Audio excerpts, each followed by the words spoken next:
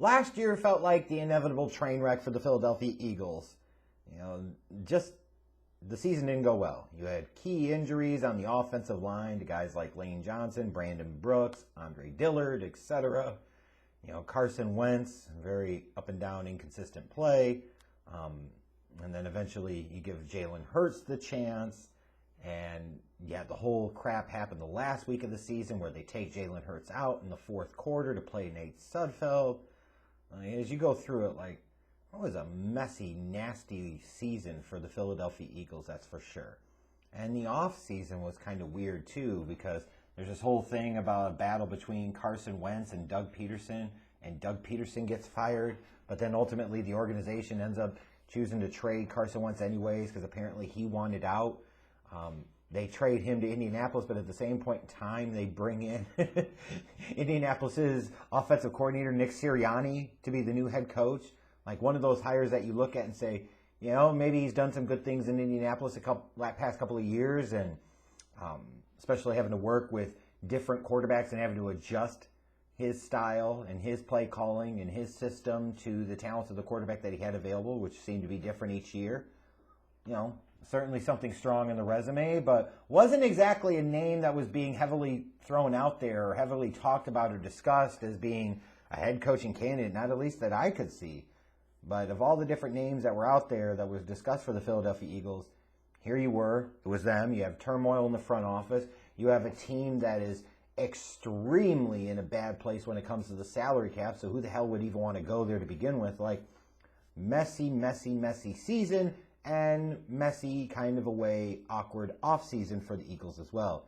You saw a number of players part, of varying levels of impact. Jalen Mills, Deshaun Jackson, Malik Jackson, Jason Peters, Vinnie Curry.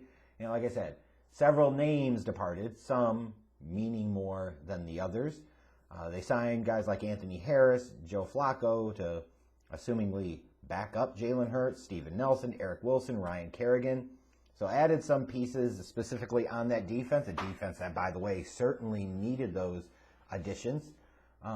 But there was only but so much this Eagles team could do considering the salary cap hell that they faced this offseason. Had to make a lot of moves, had to do a lot of things. Alshon Jeffrey is gone, and just a lot of guys that counted on maybe in the past are no longer in the fold. A real period of transition for this Eagles team. And now you've gotten to the place where you're giving Jalen Hurts the shot. It sure looks that way, and you need to. The good thing about it is you haven't invested a ton in him. So if it doesn't work out, it doesn't work out. If it does work out, you look a whole lot better for it. But if you don't, it could be a little questionable too. In the NFL draft, the big move obviously was moving up or going ahead and drafting Devontae Smith in the first round, trading up a little bit to get him. We're going to see, when it comes to Devontae Smith, whether or not the size is an impact or a matter or not. It's one of those things where it's really hard to jam a guy if you can't get your hands on him. And Devontae Smith certainly could be a guy that could be a lot of trouble to get your hands on, to be able to use physicality to get him off his route and slow him down. But if you can, But he's certainly in a position here for this team, for this system, that he might get a lot of opportunities year one. He might be well positioned, in the best position of any of the rookie wide receivers, to go out and have a monster year just because of circumstance and situation. And especially if Jalen Reagor doesn't develop in year two, like Devontae Smith could start this season and very quickly be this team's wide receiver one. When I look at this team on paper, I can't exactly say that they give me a whole lot of this is going to be a good year type of vibes. And I could be totally wrong with that. But their pass rush is still pretty good. They've got some established names on that defensive line, all starting with Fletcher Cox, and then obviously go to guys like Derek Barnett and Brandon Graham. So you have some dudes there on the line. This is a team that can still generate some pressure with their front four. Their offensive line, if healthy, yes, Jason Peters is gone, but assuming you have Lane Johnson healthy and Brandon Brooks healthy and Jason Kelsey healthy and Andre Dillard healthy, you would expect this to be an improved offensive line unit. And last year, as easy as it was to crap on Carson Wentz and easy as it was to knock Carson Wentz, and certainly deserved his fair share of the criticism and blame, there's no question about that. He had a substandard poor year in some ways. You could also look at this team and say that offensive line was so decimated that it really tore down the ability to do much of anything offensively. So if this team can keep the key core of their offensive line healthy in 2021, just as a byproduct of that alone, their offense and their team as a whole is going to be better. So if that offensive line is healthy this year, which is a but if it is, it could still be a pretty good unit. And then the defensive line in general, like I said, you look at it, it starts with Fletcher, Cox, Barnett, Graham. It's a good unit. Is it the best in the league? No. But is that a unit that you feel pretty confident with? Like that's a good foundation for you to have on your defense? Yes. Yes, it is.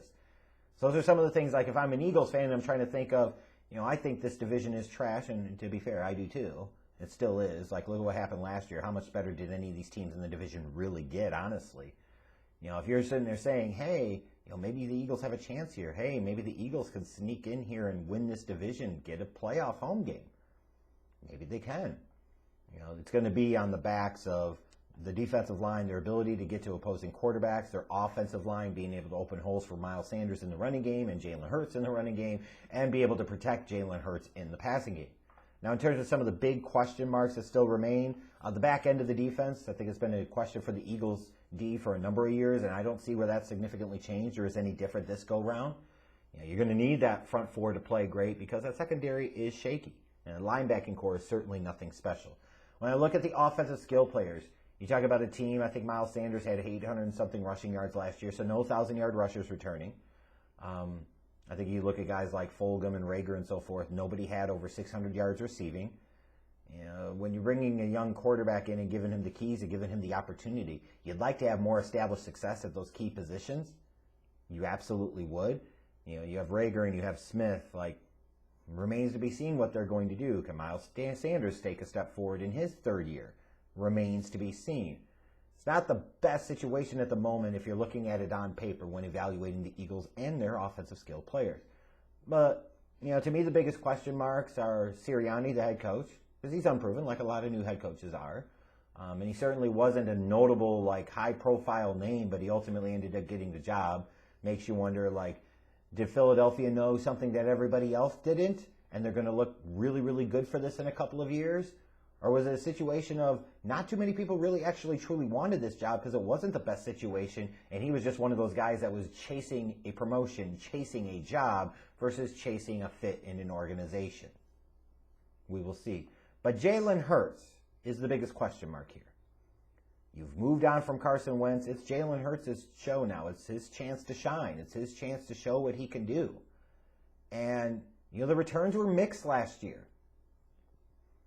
Is he going to be a good enough passer to be able to move the chains enough?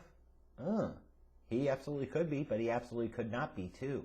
He certainly had some rough patches of play last year as a rookie. And then as a runner, he's really, really good. But is he so dynamic as a runner that it could overcome some of the flaws as a passer? I don't know about all of that. Like I referenced a moment or two ago in this video, it's really good for the Eagles in the sense that Jalen Hurts was only a second-round pick. He wasn't a first-round pick. If he doesn't work out, you can move on and draft a quarterback next year. Not a huge deal. But if he does work out, then you've got a quarterback that you will still, after this season, you have 2 more years on a rookie contract and a second-round rookie contract at that. Certainly provide you a massive bit of financial flexibility relative to what you would typically expect out of the quarterback position, especially for the money you would have intended to pay Carson Wentz in the years to come. So, in a lot of ways, the season is all about Jalen Hurts because Eagles fans, the team, the organization, they got to know whether Jalen Hurts can be that type of guy or not. And I think there should be some significant questions about that. Looking ahead to the schedule for the Eagles, I look at that beginning stretch of the year. The Eagles want to come out and establish themselves. Jalen Hurts wants to come out and establish himself. And your first 3 games, you go to Atlanta, you host San Francisco, and then you got to go to Dallas. So you've got a road divisional game in there. Hey, if you want to have a chance of winning the division, making the playoffs this year, you need to find a way to win a game like that. And then as far as Atlanta and San Francisco, in theory, potentially could be 2 winnable games. As a result, if you're the Eagles, you want to take advantage of that. And you want to be able to get out there and get a little momentum early. Because if you don't and Jalen Hurts struggles, what's it going to be, Flacco time? Oh, good God. I pray for you. No, I don't. Philly, if anything, it's better because you have something to bitch about. And you're always better when you're bitching about something. But then you look at the last 7 weeks or so of the season. You mix a bye week in there. You've got all of these divisional games. 5 of their 6 divisional games for the Eagles this year come towards the end of the year. So it's good news, bad news. Good news, or bad news, is that the first half plus of the season, this Eagles team could be in a bad position in terms of win-loss record. Good news is they do just well enough there that they don't totally eliminate themselves from contention, that when they get to the end of the year, they'll at least be in a position where they can feel like, in a lot of ways, that they could control their own destiny. Like, do well against the teams in the division and you have a chance. Just got to get to starting week 12 and be in a position and then, capitalize upon that and do well against your divisional opponents. I'm sorry, Eagles fans, I don't see a ton of reason for optimism. Like, having the offensive line back and healthy is great. You've still got Zach Ertz and Dallas Goedert, so you've got a pretty good combination at tight end. But the receivers, they're young, and I've got a lot of questions about them. The running game, it's like you'd like it to be better. Serious questions about Jalen Hurts. Still have some of the same questions from the past couple of years around the back seven of this defense. I think this is the worst team in the NFC East. Like, I see them totally as a 5-win team. Now, is the separation between the Eagles and the Giants and the Washington football team and the Cowboys so great? No, it's not. This is not a good division. It is not. So is it certainly reasonable that the Eagles do okay in the first half of the year and get to that closing stretch of the season and they start winning those divisional games? Could they absolutely make me look like an idiot and win 9 or 10 and win the division? Absolutely. But that feels like it's assuming an awful lot when it comes to Jalen Hurts, and I just don't know if I've seen enough to buy in and believe it. It's possible, but not likely.